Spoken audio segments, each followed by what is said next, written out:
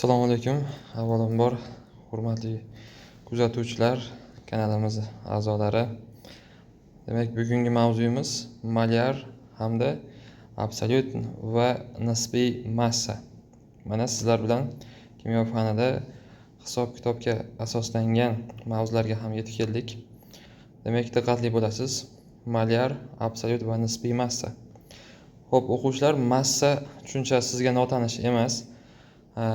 Kimyo fanida 4 xil massa o'lchov birligi foydalaniladi. E'tibor berib turasiz. Demak, massa birinchi massa o'lchov birligi sifatida sizlar bilan absolyut massani ko'rib chiqqan bo'lamiz. Absolyut massa belgisi MA harfi bilan ifodalanadi. Birligi esa gram yoki kilogram. Ikkinchi massa o'lchov birligi sifatida sizlar bilan nisbiy atom massani ko'rib chiqamiz, o'quvchilar. Nisbiy atom massani belgisi AR harfi bilan ifodalanadi. AR birliksiz bo'ladi, o'quvchilar. Xo'p, keyingi massa o'lchov birligi molyar massa. Molyar massani birligi, o'quvchilar. Xo'p, belgisi katta M harfi bilan ifodalansa, birligi esa gram taqsim mol. Va so'nggi massa o'lchov birligi sifatida nisbiy molekulyar massani bilan ko'rib chiqamiz, xudo xohlasa sizlar bilan. Uni belgisi mr molyar massadan bitta r harfi ortiqchalik bilan farq qiladi. Lekin u birliksiz kattalik hisoblanadi, o'quvchilar. Xo'p, birinchi massa o'lchov birligi absolyut massa. Yaxshi, o'quvchilar, absolyut massa demak, sizlar bilan aytdik, MA harfi bilan ifodalanar ekan, e'tibor berasiz, buni esdan chiqarmang. Va birligi gram va kilogram deb aytdik sizlar bilan. Xo'p, absolyut massani ta'rifiga to'xtalamiz. Absolyut massa elementning atomining haqiqiy massasi bo'lib, juda ham kichik butun sonlar nisbatida o'lchanadi. Yana bir ta'rifi borki, ikkinchi ta'rifi, e'tibor bering, bir dona zarrachaning massasi desak ham bu absolyut massa haqida so'z borayotgan bo'ladi. Xo'p, bir qancha elementlarni absolyut massalarini sizlar bilan ko'rib chiqamiz. Misol uchun, vodorod atomining absolyut massasi 1.67 10 darajasi -24 gram yoki 10 darajasida 27 kilogram bo'lar ekan, o'quvchilar. Xo'p, e'tiborli bo'ling. Mana bu 1.67 10 darajasi -24 soni juda ham kichik son hisoblanadi va buni siz bilan hozir ko'ramiz. Yana qolgan elementlarni ham ko'rib olaylik. 26.57 10 darajasi 23 minus va ishorasi darajada -23 gram bo'ladi. Xo'p, kilogramda esa 10 ustida -27 kilogram bo'ladi. Bu kislorodni absolyut haqiqiy massasi edi. Endi uglerod atomining absolyut massasi 19.93 10 darajasida 23 gram ekan. 10 darajasi 27 bo'lsa, unda kilogram birligiga o'tadi. Bu og'irlik o'lchov birligining absolyut massaga to'xtaldik. Xo'p, vodorod atomining absolyut massasini biz qisqargan ko'rinishi 1.67 10 darajasi -24 bo'ladigan bo'lsa, uni yoyilgan holatda aslida ko'rinishi quyidagicha: 0.0 dan keyin yana 23 ta 0 bor, virguldan oldingi 0 bilan jami 24 ta va undan keyin 167 qiymatni qisqartirib 1.67 10 darajasida -24 ko'rinishda yozilyapti. Xo'p, mana bu yerdagi o'rtadagi x bu ko'paytiruv amali ekanligini sizga ta'kidlab o'tib ketaman. Xo'p, ana endi bu yerda masalada ishlar ekansiz, hisob-kitob qilganingizda mana bu 1.67, ya'ni mana bu birdan keyin keladigan virgulni surishga to'g'ri kelib qoladi. Agar virgul 10 ga surilsa, virgul 10 ga suriladigan bo'lsa, daraja oshadi. Sterilkaga e'tibor bering. Virgul 10 ga surilsa, daraja ortadi. Ya'ni, misol uchun, 1.67 10 ustida -24 edi. 1.67 edi. Agar virgulni 10 xonalik 10 ga suradigan bo'lsam, ya'ni 16.7 qiladigan bo'lsam, daraja nima bo'lishi kerak? 10 ga surilgani uchun daraja ortishi kerak. Agar 167 bo'lsa, 10 darajasi -26 bo'ladi. O'quvchilar, diqqatli bo'ling. Xo'p, agar virgul chapga surilsa, agar virgul chapga suriladigan bo'lsa, daraja kamayadi E'tiborli bo'ling. Mana misol uchun 1,67 darajasi minus 24 emas. Asli holati 67 minus 24. Agar 0,167 bo'lsa, 10 darajasi minus 23 bo'ladi. Agar 0,10 mingda 167 bo'lsa, 10 darajasi minus 26 bo'ladi o'quvchilar. Xo'p, demak bu yerda tegishli qiymatlarda virgulni surishni siz bilan ko'rgan bo'ldik. Xo'p, keyingi tushuncha sizlar bilan keyingi massa o'lchov birligi sifatida nisbiy atom massa. Ya'ni absolyut massadan keyin keladigan o'lchov birligi nisbiy atom massa. Nisbiy atom massa AR harfi bilan ifodalanadi. Birligi yo'q. Nisbiy qo'shimchasi bilan keladigan massa o'lchov birliklarida demak e'tibor berib turing, birlik bo'lmaydi. Birliksiz kattalik hisoblanadi. Demak, nisbiy atom massani ta'rifiga to'xtalamiz. Element atom massasini uglerod 12 absolyut massasining 12 dan 1 qismidan necha marta og'irligini ko'rsatuvchi kattalik bu nisbiy atom massa deyiladi. Xo'p, e'tibor berasiz.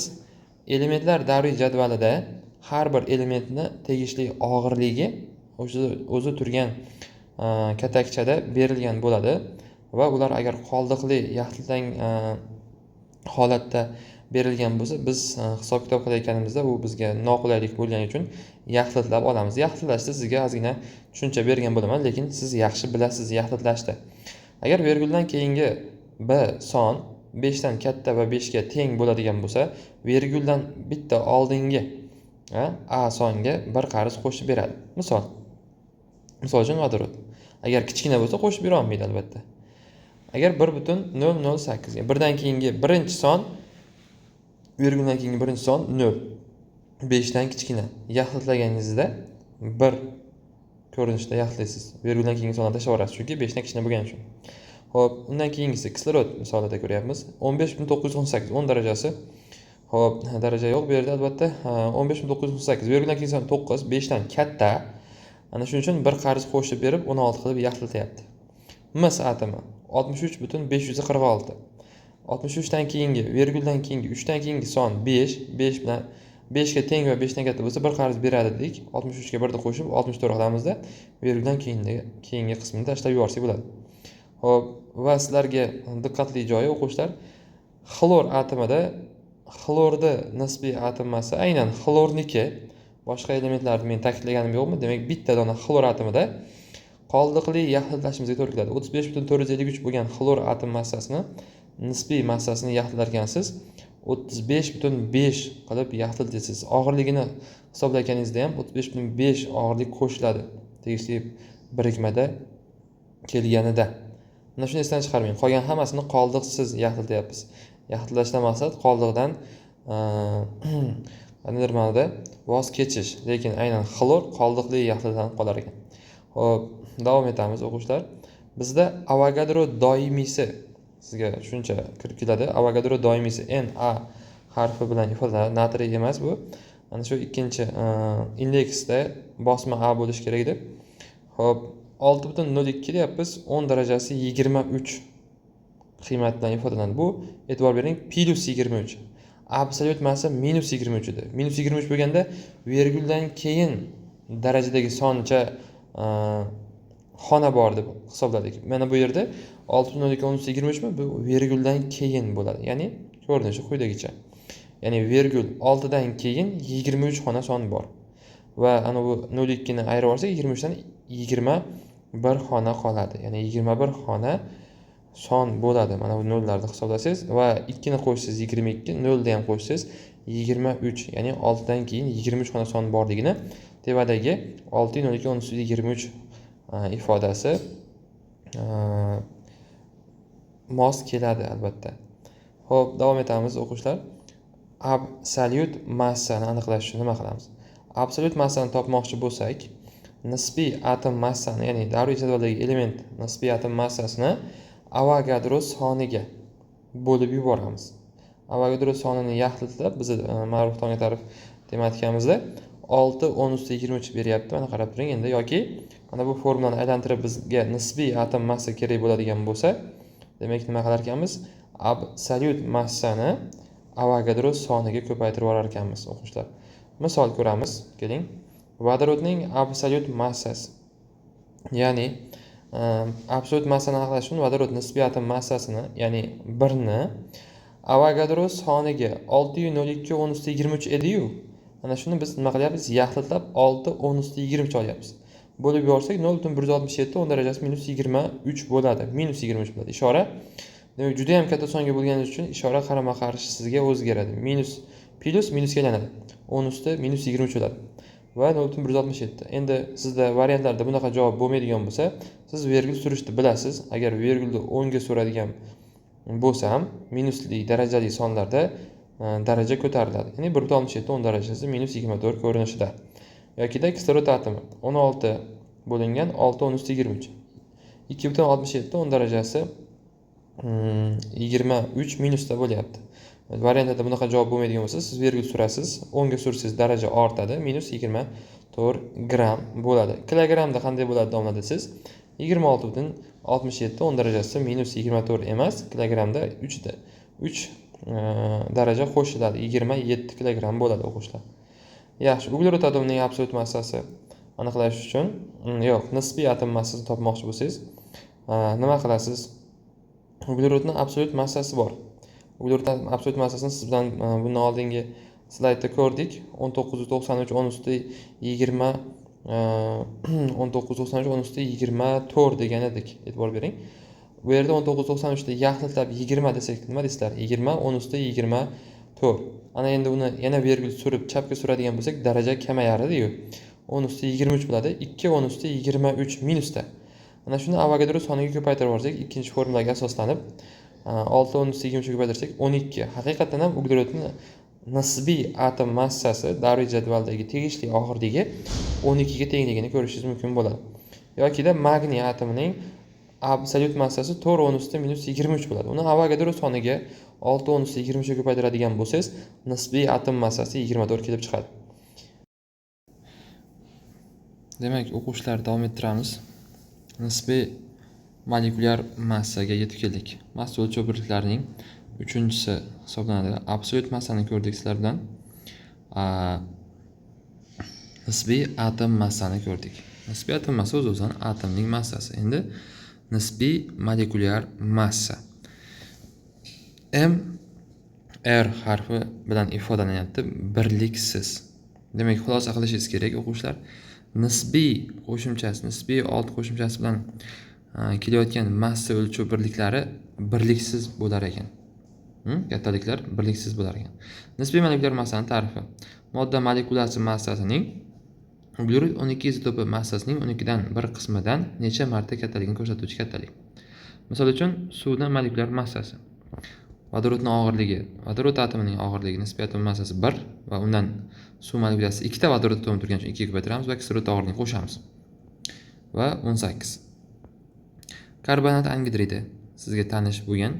Uglerod og'irligi 12 va kisloroddan 16 dan 2 tasi va qo'shilsa 44 bo'ladi. Natriy gidroksidini og'irligi, natriy ishqori deb qo'yadi, o'yuvchi natriy, kaustik deganlari ham shu bo'ladi. Mana shuni og'irligini topyapmiz. 23 ga kislorod og'irligi, vodorod og'irligini qo'shsak, 16 ga 1 da qo'shsak 40 bo'ladi. Sulfat kislota, demak, ikki negizli kislorodli kislota bo'lgan sulfat kislota. Molekulyar massasini hisoblaymiz. Vodorod 1 ko'paygan 2, ya'ni 2 ta vodorod bo'lgani uchun va qo'shilgan 6 yurt 32 va kislorod 16 dan 4 ta. Og'irligini hisoblasangiz 98 bo'ladi. Molyar massa o'quvchilar birligi. Absolyut massaning birligi eslasangiz gram yoki kilogram edi. Molyar massaning birligi gram taqsim mol ekan. Molyar massa moddaning nisbiy molekulyar massasiga son jihatidan teng bo'lgan gramlarda ifodalangan qiymat. Demak, molyar massa bo'ladi yoki boshqacha ta'rifi bor ekanki, molyar massaning 1 mol zarrachaning massasi ham deyilar ekan. Xo'p, suvda mr ni nisbiy molekulyar massasini bilamiz 18. Agar molyar massa bilan mr, e'tibor bering, bitta r harfi bilan farq qilyapti va birligi bor, birligi yo'q. Molyar massaning birligi bor, gram taqsim. Molyar mr desa, nisbiy molekulyar massani esa birligi bo'lmaydi. Shuni eslab qoling o'quvchilar. Ana endi, xo'p. Demak, karbonat angidridning 44 bo'lsa, nisbiy molekulyar massasi, molyar massasi esa 44 gram taqsim mol bo'ladi o'quvchilar. Xo'p. Demak, sizlar bilan aynan ma'lum tongli tarifning birinchi qism tematikasidan malyar absolyut va nisbiy massa mavzusiga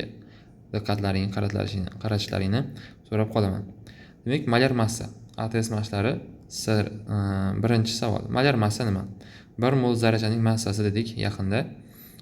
Malyar massa bu 1 mol zarrachaning massasi. Endi malyar hajm 1 mol zarrachaning hajmi bo'ladi. Javob D. Xo'p, o'quvchilar, keling bir-birni ko'ramiz. Birga molekulyar massani hisoblaymiz. Xo'p, demak bu moddaning nomi natriy formiat deyiladi. Vodorod og'irligi 1, uglerodniki 12, kisloroddan 2 ta turgan uchun 16 ni 2 ga ko'paytiramiz, qo'shamiz. Natriyda og'irligini jami 68. Javob B. Keyingisi, kislorod atomlar soni noma'lum, lekin umumiy og'irligi molyar massasi 48 deyapti. Ana endi kislorod sonini topish uchun kislorodda bir dona atomini nisbiyatan massasiga bo'lib oladigan bo'lsak, umumiy og'irlik 48 molyar massani 3 ta kislorod bo'lar ekan. Ya'ni x teng 3 ekan.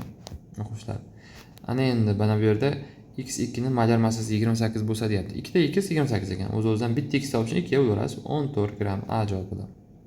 Yoki bizda fosfor 2OX ko'rinishidagi oksidki umumiy og'irligi 110 ekan. Ana endi 110 dan biz ikkita fosforda og'irligini ayirib olsak 48. 48 nechta kislorodga tegishliligini topish uchun 48 da bir dona kislorod og'irligi 16 ga bo'lib olamiz. Javob 3 bo'ladi. Ya'ni kislorod soni 3 ta bo'ladi. Endi XO tarkibli oksid molyar massasi 28. X ni topish uchun o'quvchilar umumiy og'irligi 28 bo'lgani uchun bizda kislorod ma'lum 16 ni ayirib olamiz. 14 qaysi elementga to'g'ri keladi? Azot elementiga to'g'ri keladi. Endi bir valentli element oksidining molyar massasi 30 gram taqsim bo'lsa, elementni aniqlang deyapti o'quvchilar. Demak, bir valentli element oksidi agar noma'lum element bir valentli bo'lsa, kislorod 2 valentligini bilgan holda kislorodning valentligi noma'lum elementga indeks bo'lib keladi. Endi umumiy og'irligi 30, undan kislorod og'irligini ayirib olsam 2 ta x ga qoladi. Ya'ni 30 dan 16 dan ayirsak 14, 2 ta x ning massasi 14. 14 2 ga bo'lib olsak 7 grammli element bu litiy elementi bo'ladi. Xo'p, davom etamiz. 18.1. 6 valentli element oksidining molyar massasini so'rayapti. Demak, bu yerda x element 6 valentlik, kislorod esa 2 valentlik. Qisqartirsak, kislorod indeksi 3 bo'ladi. Umumiy og'irlikdan kislorod og'irligini ayirib olsak, noma'lum element og'irligi qoladi. Titan, tellur to'g'rirog'i. Va so'nggi savolimiz tahliliga e'tibor bering. 22 bo'yicha masala ishlayapmiz, qarang. Quyidagi ma'lumot asosida x va z birikmani molyar massasini aniqlanayotgan. Demak, bizda x, y ning og'irligi 56 ekan, x, y to'g'ri z ning og'irligi 136 ekan, y ning, ya'ni bir dona y atomining og'irligi 16 ga teng ekan. Demak, biz x, y ning og'irligidan umumiy og'irlik 56 dan foydalanib, bir dona y og'irligini 16 dan ayirib olsak, x ga qoladi. Demak, bu o'z-o'zidan 40 gram bu bir dona x atomining massasi va bu kalsiyga to'g'ri kelar ekan. Ikkinchi holatda ikkinchi berilgan ma'lumotga e'tibor beramiz. X, y to'g'ri z teng 136 va undan biz ikkinchi formulaga asoslanib x va z ning og'irliklarini ayirib olishimiz mumkin bo'ladi. Ya'ni x va y ning og'irliklarini to'g'rirog'i, x ning og'irligi 40 ligini bilamiz. Umumiy og'irlikdan ayiryapmiz va qo'shamiz unga y og'irligini, chunki y da oxiriga berilgan ma'lumot bo'yicha bitta y 16 ekan. Bizda formulada 4 ta y turibdi. Ayirsak 32. Bu 6 yurt bo'lishi mumkin. Z element 6 yurt ekan demak. Endi bizdan x, z ni so'ragan savolda. X, z ni og'irligini topish uchun x ning og'irligi 40 qo'shilgan 32 bu umumiy og'irlik deb beryapti. Javob 22 ning javobi B. Bahor bo'lar ekan, hurmatli o'quvchilar. Xo'p, bugun sizlar bilan molyar, absolyut va nisbiy massa haqida ma'lumot o'rgangan bo'ldik. Qo'limdan kelgancha sizlarga bu mavzu haqida umumiy tushunchani berdim. Hurmatli o'quvchilar, kamchiliklar bo'lsa to'g'ri qabul qilasizlar. Xudo xohlasa, mana shu mavzu yuzasidan test tahlillarini Martona tarix test bo'yicha tahlillarini yana keyingi video darslarimizda kanalga va guruhga joylab boramiz. Bizni kuzatishda davom eting, qo'llab-quvvatlab turing. Barchaga omad, sog' bo'linglar, salomat bo'linglar.